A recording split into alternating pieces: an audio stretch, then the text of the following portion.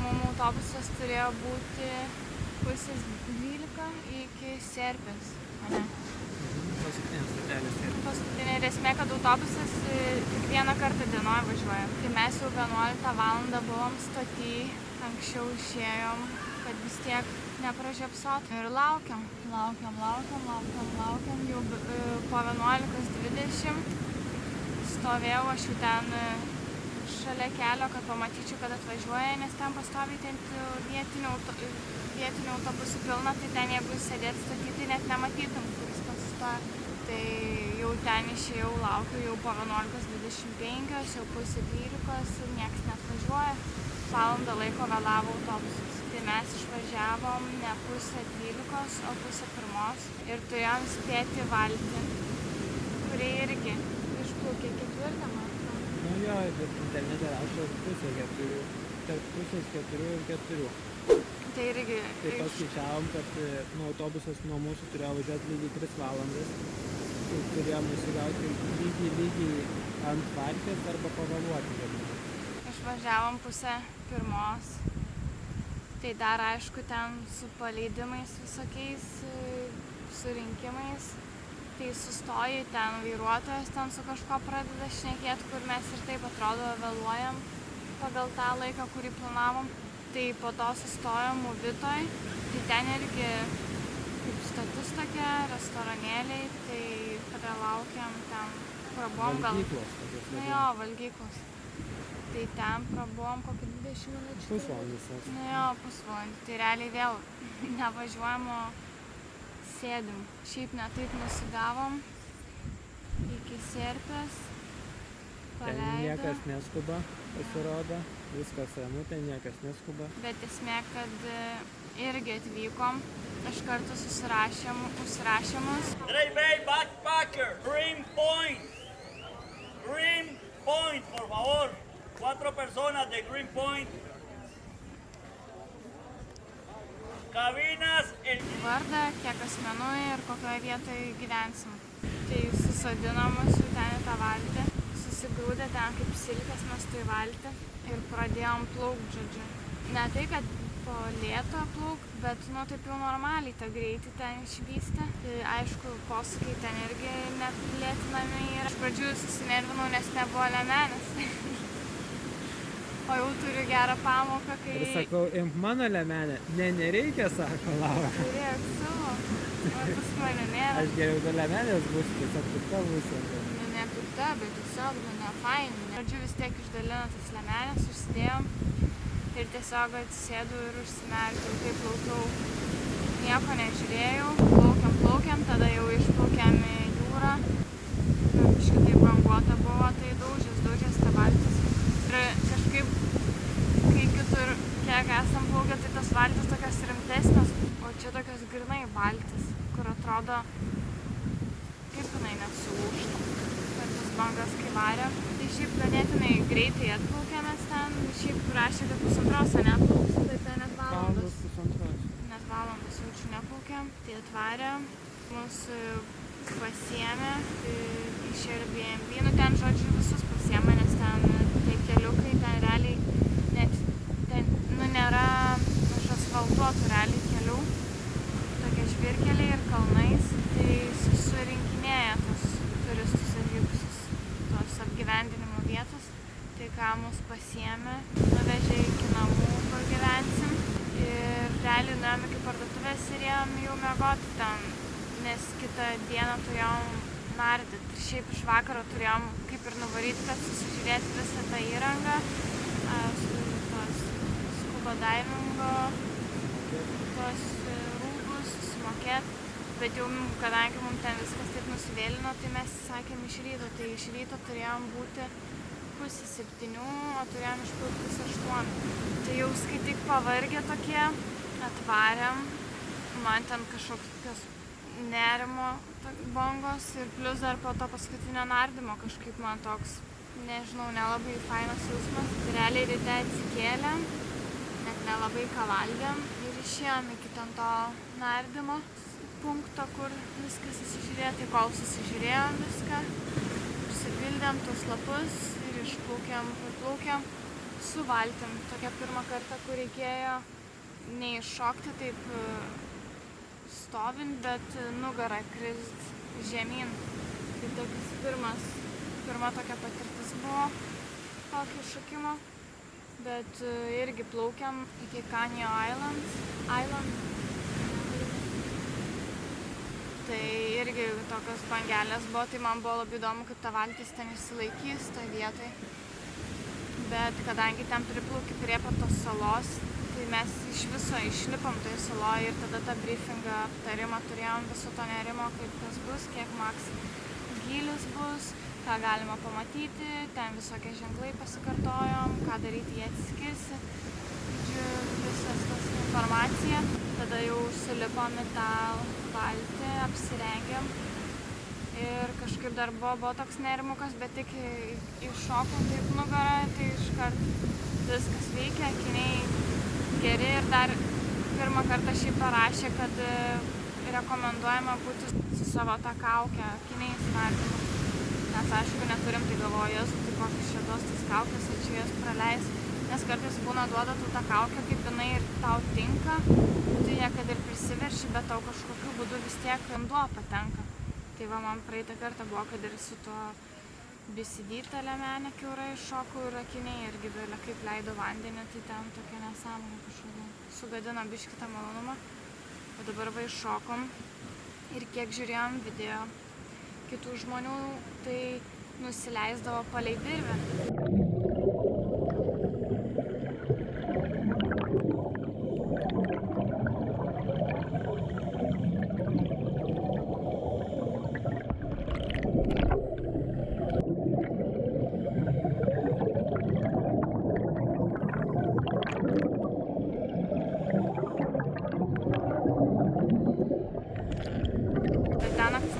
Kad dėl to, kad nėra patyrę, bet iš tikrųjų tu iššoki iš tos valties, tada turi plaukti iki to plūdro ir tada jau turi visi įsikibti tą virvę, nes tave tiesiog srovė neša ir tu šiaip, jeigu paprastai leistumeis, tai tave nuneštų ten visus, įsitaškytų visas pusės ir ten nesąmonė, tai su ta virvė irgi leidomės įsikibę, tai biški toks chaosas iš pradžių buvo, nes ten kažkaip nepasakė, kurie prieki bus, kurie gale. Ir mes buvom 5, tai gavos, kad tokia viena mergina turėjo plaukti prie instruktoriaus, tada porelė ir mes. Tai mes turėjom arba už instruktoriaus arba gale būti, bet nieks nieko nepasakė ir nėrėm. Ten ta panelė, kur turėjo būti prie instruktoriaus, jinai ten visur plavinėjo, tie dviesi irgi ten atsilikinėjom, tokia nesąmonė kažkokia, nesupranti. Tokia. Bet šiaip jo, paplaukiam pirmą kartą su srove iš tikro plaukiam, kur plauki ir tu tiesiog vietoj plauki praeina tą kaip ir banga su srove, tada biški paplauki ir tada vėl ateina ir tu tiesiog ant vietos niekur nejudi. Grynai matai netgi žuvis, kad irgi vietoj ir smėlį vis nuo dugno avelė. Tai taip įdomi.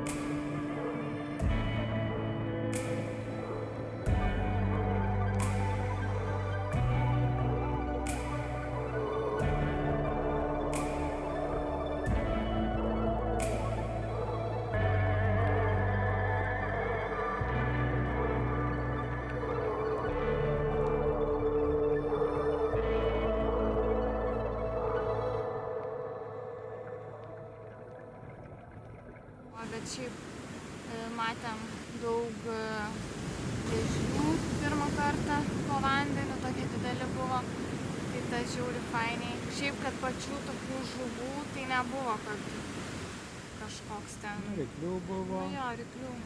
Nu tos pagrindinės, triggerfish, parrotfish, angelfish. Dar prieš tai nepapasakojau, Jo, prieš išplaukiant, jau po biškį išplaukinėjom. Sako, kažkas ten delfinas ir aš net nesupratau iš tikro, ką ten sakė. Ir po to jo, žiūriu, grynai išniro ir tas pelekas, bet tokia kitokia ta uodega.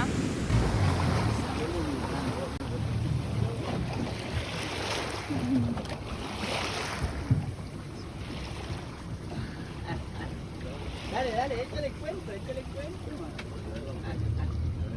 Ahí está.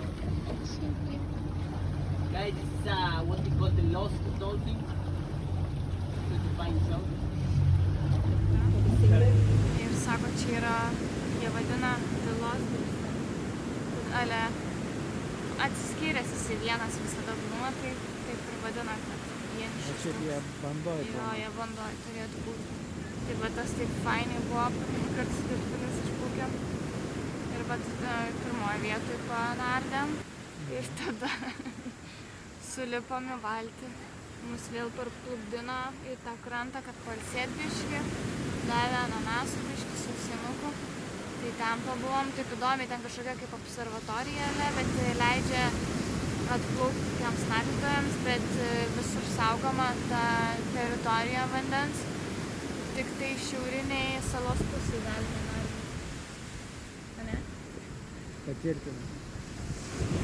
Nu, aš pasitvirtinu Edlems iš ten. Tai Gerai. žodžiu, va panardėm, tada pabuvom toj krantiniai ir ten sakė saugotis kokosų, nes sakė daugiau žmonių miršta nuo kokosų negu nuo ryklių. Čia toks bairis, bet yra Visam tiesos. pasaulyje yra. Nu jo, kad tiesiog po palmę atrodo labai toksai rojus čia gulėt po palmėm, bet kai tokie kokosai tavo ant galvos gali iškristi, tai nėra labai gerai. Tai va pabuvom ir tada antrą kartą varėm nert. Ir toks buvo kaip drifting, ne? Jo, dreifavom. Dreifavom, kad tiesiog mūsų rovė nešė ir pabiškį plaukėm. Tai pirmą kartą, kai nėra, matėm vieną vėžlį ir po to 4 vėžlius matėm. Irgi fainiai buvo. Didelis, labai turėtų sunkus būti. Tai va panardėm, tada grįžom, davė mum pietus, buvo skaniausias kaskado, kokį valgiau. Jo? Jo, man labai patiko. Kasado. Šiaip visur valgymų, jie normalūs, yra skanus, tu žinai, ko tikėtis, tai ir dabar, kaip pasakė, tai gavau tiesiog bus paprasčiausias. Bet man buvo pats skaniausias iš tikrųjų. Tai neypatingas. Kodėl? Man tai ryžiai labai skaniai, ta višta tokia su to prieskoniu, daržovytės, pelės indelį, man tai patiko labai. Nes pastoviai tas duoda ten, tai ryžiai tokie būna kažkokie. Tai man patiko ir žodžiu, ten va pabuvom. Grįžom biškį palsėjom, desertukų šovėm, kavutės prasidėjom paplūdimiu, grįžom, išmiegojom ir va dabar irgi tokia palsėjimo dieną biškį pasiėmėm, tai atėjom į čia vyčio paplūdimio. Kokolito. Čia yra toksai public trail, kur tu galėjai ten į priekį, man atrodo, iki 20 km, ne? 10 km į priekį, 10 man gal. Tai būna, kad siūlo, kad nueitum ir tada parplukdina čia savininkas, pas kurį mes gyvenam, tai siūlė, ar nereikia valties ar parvežimo.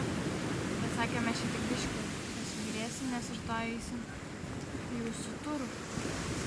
Tai tikiuos pamatysim gyvūnėlių ir šiandien buvo bairis, kad irgi atsikėlėm ryte ir ieškom kur pusryčių išsirinkom ir toks buvo Nature Life, man atrodo, ne? Nature Coffee. Ir žodžiu, nueinam ir ten uždarytam.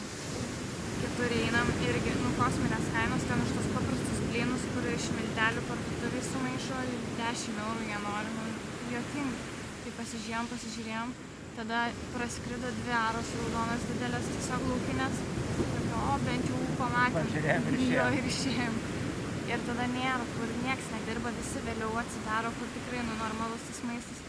Tai žodžiu, kažkokia šalia nuėjom, atsisėdami tą antrą aukštą. Įvertinimas 3,9, jau viskas aišku, bet tiesiog nebuvo iš ko rinktis, tai va ten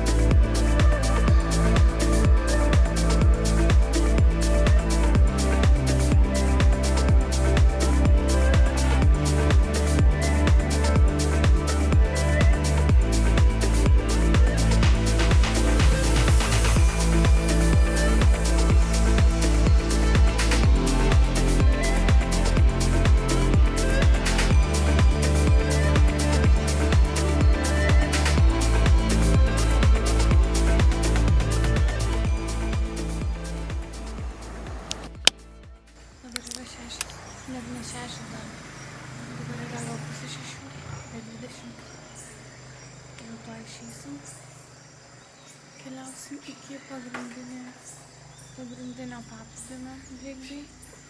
Mes su valtim plauksim. Ir eisim į Corcovado National Park, nacionalinį parką. Savo, kad čia daugiausiai gyvūnų galima pamatyti, pažiūrėsim. Lyja visą naktį, labai stipriai. Tai greičiausiai bus šlapia. Bus šlapia ir slidu, bet bus viskas okei, pamatysim daug. תסתובב בבקשה.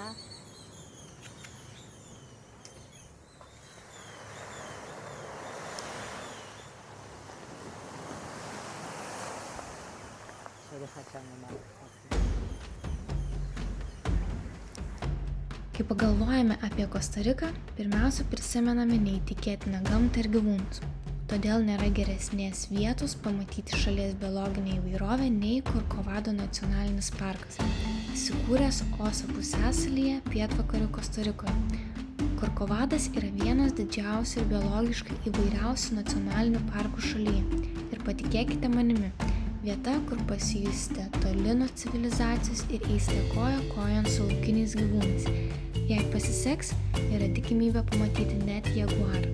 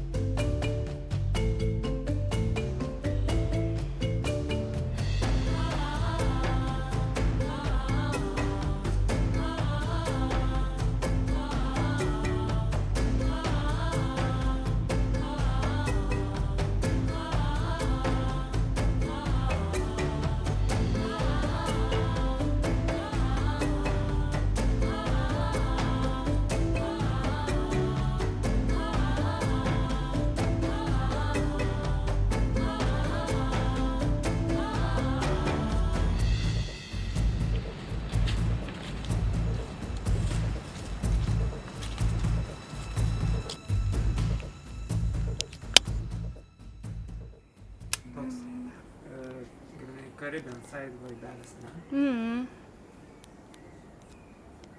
Vykom su grupe.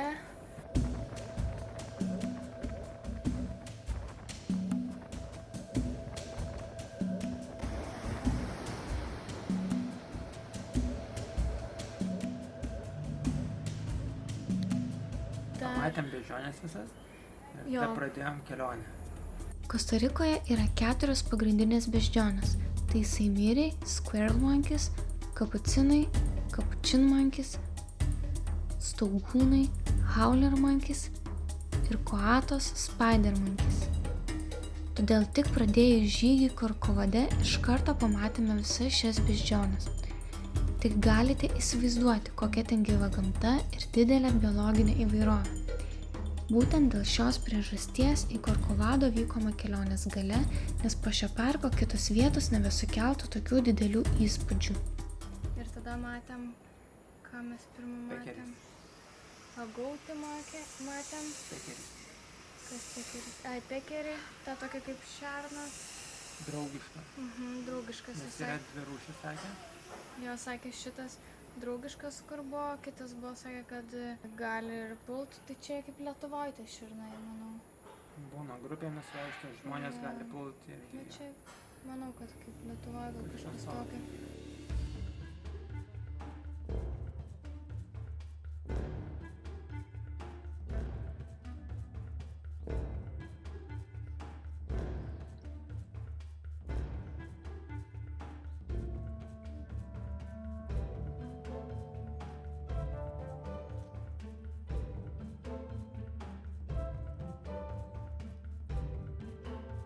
Tada agautį matėm ne vieną, dabar net nepasakysiu, bet esmė, kad buvo paukštis.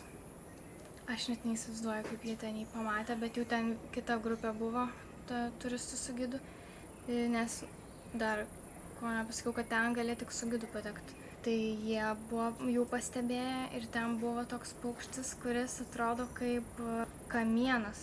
Esmė, kad jo, kaip šaka, kad eina kamienas, baigėsi ir jisai ant viršaus yra užtūpęs, kaip pelėda gal, biškį toks net panašus. Bet grynai to medžio šakos spalvos. Jo, visiškas kamufliažas, ta prasme, Atrodo, tiesiog net nepamatyčiau be medis šansų. ir dar jis ant viršaus ir atrodo, kad grynai medžio pabaiga. Visiškai ant tiek sudėtinga būtų pastebėti, va šitas žiauri toks nustebino ir daug ten tų paukščių. Sakau, ten vienas turėjo vaikinas tokią knygutę, kur ten tokio storio ir galvoju, o čia kaip fainai, gal čia paukščių kažkokia ir ten pasirodo vien tik Kostarikos paukščių knygutė. Tai nežinau, kiek ten tų paukščių reikia žinot. Po to matėm... Atskiras mokslas. Jo, granai ten atskirai turėtum žiūrėti. Ten daug tų paukščių matėm, net angliškai. Bet dar daugiau nematėm, jų labai daug jų nematėm. Ir labai juos sunku pamatyti be žiūronų arba tokio lenso. Turi grinai jau susirasti ir prisizūmint, kad pamatytum, nes taip plika akim tai net niekaip net nepamatysi. Tai po to ėjom pamatėm tą... Kuatį? Kuatį. Ai, ten kur rūsai tas. Kuatį.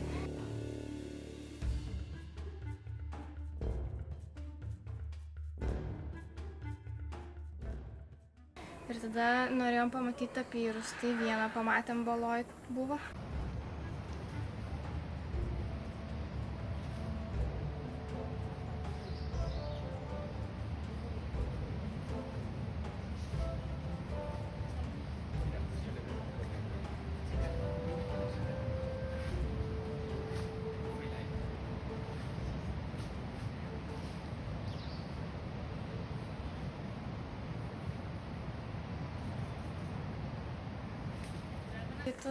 Kiti buvo du miegojo toliau ten, kaip šakose, toks kaip krūmas, jo pavėsi absoliučiai. Jų ten vietos, kurie miega ir dabar, kadangi toks sausesnis sezonas, tai gidai žino, kad ten yra tos balos, nėra daug tų balų, tai jie va ten mėgsta. Bet tokie dideli, aš galvoju, kad jie mažesni. Toliau tęsėm reportažą. Kur baigėm? Kad tapyrus matėm, aš kažkaip galvoju, kad tie tapyrai mažesni žymiai yra, bet jie tokie dideli kaip kiaulės. Dar didesni. Dar didesni ir tokios ausytės guli ir taip judina. Ir pėdutės labai tokios kaip kanopos liktai, bet tokios kaip pėdutės šuns atrodo tokios apvalės, taip įdomi labai. Tai va šitus matėm, varlę matėm tą. Prieš tai jo dar varlę vieną pamatėm. Jinai kaip red eye frog, bet tik ilgesniam kojom. Labai netikėtai matėm, nes iš pradžių paukštį žiūrėjom, kuris ir labai toli buvo keista, kai jį pamatė. Ir tą varlę pamatė ir dar prie to pačio žiūriu kažkoks šešėlis laksto, ten kalakutas buvo.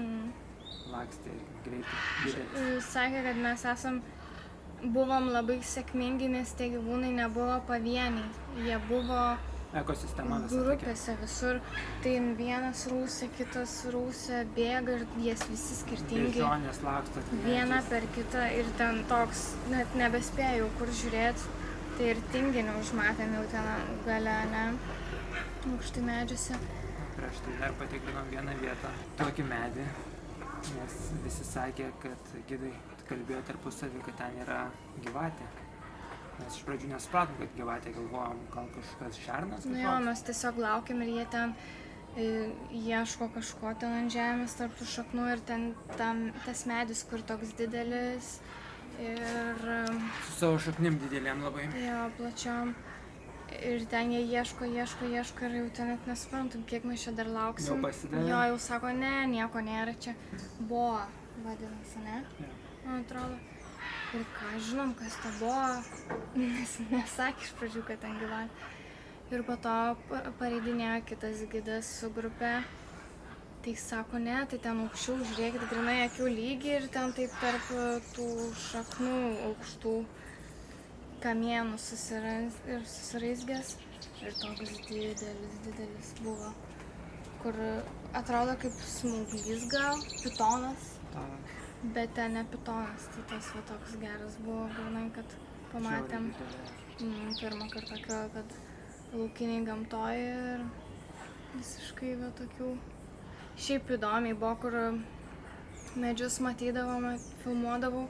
Aš galvodavau, kad ten yra medžiai tiesiog tokie, bet pasirodo, kad ten yra dideli medžiai, tarkim kokia beždžionė ar kas nors užneša fikusą ant viršaus ir jisai pradeda į apačią augti tas fikusas. Ir jisai taip apsiraizgo tą medį, kad aš galvojau, kad ten tiesiog medis toks yra ir čia jo kamienas, o pasirodo apsisuka tiek apie tą medį tas fikusas, kad po to medis numiršta, nes jisai nebegauna tos šviesos, jam iš šaknų jis nebegauna visų medžiagų ir tiesiog numiršta tokie dideli medžiai, tai labai šitas buvo keista. Ir čia dabar aras triukšmauja. Ta prasme, tu tiesiog sėdi ir skrenda kokios 2 ten ar kelios raudonos, ten mėlynos ir toks. Aš tikiko matydavau. Arba kokiam restorane, kur augindavo. Ir jo čia tiesiog laisvai bėgioja. Bet pabuvom parke. $120 žmogui. Iš prabangesnis toks. Labai jau prabangesnis ir 4 valandas tik tai. Standartas $95 žmogui, bet čia mes dienos. registravomės, jo, toks pat kaip mūsų, tiesiog mes registravomės kelias dienas likus iki turo ir sako, kitur užbukinta, viskas rezervuota 2 savaitės į priekį. Tai susiradom brangesnį. Visi tokia brangesnė šeima keliavom. Ir va dabar atvykom. Pasiėmėm Uberį atvežiamas iki šitos Kasanai vadinas. Čia va 1 naktį praleisim. 2? Aš galvojau, kad 1. O, tai dar geriau. Galvojau tik 1. Tai žodžiu. Ir yra šita Whale-tail banginio uodega. Šalia yra už 75 metrų, sakė, paplūdimys, bet yra nacionalinis čia parkas, tai yra mokama, bet visai dienai gali nusipirkti ir ten gali būti. Su apyrankė vaikščiosim. Jo, tai jau čia reikės drono būtinai. Aš jau sakiau, Vitai, čia skraidinsim, čia filmuosim prie to paplūdimio ir ant Velykų ištaikėm, kai 1 milijoną žmonių. Tai tam Korkovado irgi kiek buvom, atrodo, tokios nuostabios vietos, bet tu prie jų net nei prieisi, nei priplauksi, grinai, tik Priplauksi gali, jo, bet nieko negali, ta prasme, nufilmuoti. Ten jau už to Korkovado, kai plaukiam, bandžiau aš ten tą kamerą turėjau, pavyzdžiui, priplaukė ir ten žiauri tos bangos, didelis ir ta valtis, visi toks grinai, nesąmonė visiškai ten kažką pabandai pafilmuoti, galvoju, ką aš čia bandau rodyti.